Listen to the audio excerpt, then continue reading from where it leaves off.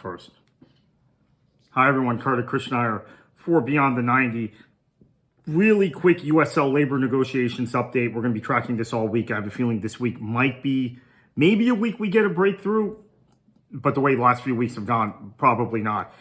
But I am reliably informed that the union will get the opportunity to make their case directly to team executives this week, the club executives. That hasn't happened to this point. There's been a lot of filtering of what the players want through USL HQ, who then communicate to the teams, or through, quite frankly, journalists like myself, because we're talking to players and player reps and to the union, and we're then representing their demands, and some of the club executives are reading about it on Beyond the 90 and in other places, and in the New York Times and ESPN and the other places that this is being covered, over at Protagonist, etc. So there is an opportunity this week where the executive director of the Players Union, Connor Tobin, is going to have a conversation with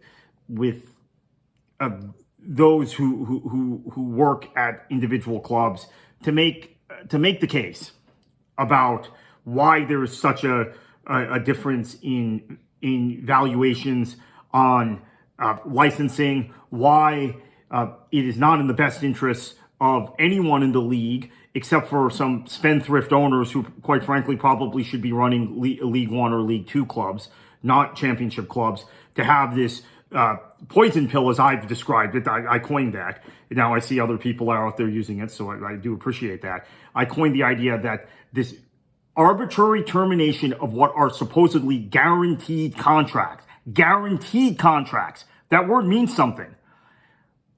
That arbitrary termination in the hands of clubs, in the hands of club owners and executives, is a poison pill, and so the players will get a chance to make their case to the clubs as to why it's not in their interest just to save a couple $1,000 terminating a contract early if you're trying to professionalize and evolve this product.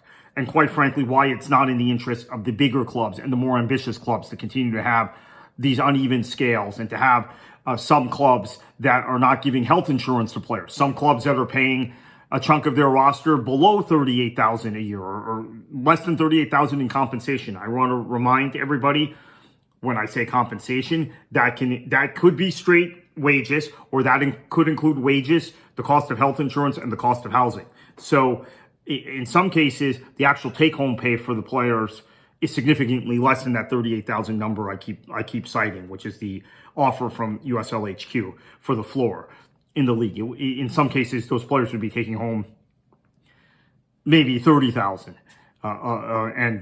so that's something to consider. So anyway, that is a positive development. We will see where negotiations go this week. We will see if this means some of the clubs themselves will put pressure on USL HQ and put pressure on the union to get to a resolution. We are now, as we speak on February 9th, just under a month from the official kickoff of the season, the scheduled kickoff of the season.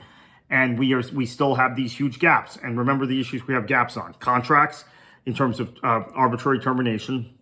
The previous CBA allowed 3 mutual terminations over a 2-year period. This would be in addition to that. The licensing number, where USL HQ has valued licensing, which is a hot thing in all of sports, has valued licensing significantly lower than where the players' union and the players view it. Minimum compensation, that gap is not that big, and I think that can be solved. And healthcare, there is a kind of informal proposal from USL HQ to make sure everybody is covered by year 3 of this new CBA in terms of health insurance. Obviously, the players want it this season, but I think there'll be some sort of resolution on healthcare also. But those first 2 issues I mentioned, we are nowhere near close to being resolved, and that could blow up any sort of CBA before the season begins. We will keep you posted all week at Beyond the 90.